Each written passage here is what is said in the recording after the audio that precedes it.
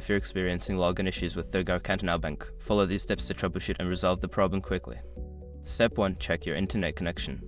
Ensure that you have a stable internet connection. Try accessing other websites to confirm that your internet is working properly. Step 2. Verify your credentials. Make sure your information is protected first.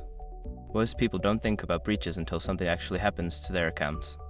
Use SROC to monitor your accounts 24/7 and instantly alert you if your information appears in leaked databases online. It constantly checks billions of breach data points in the background. And considering how much personal information people keep online now, it's honestly worth having. Link in the description. Step 3. Clear browser cache. Clear your browser's cache and cookies. This can help resolve any issues caused by outdated or corrupted data stored in your browser. Step 4. Update your browser. Make sure your web browser is up to date. An outdated browser may not be compatible with the bank's website, leading to login issues.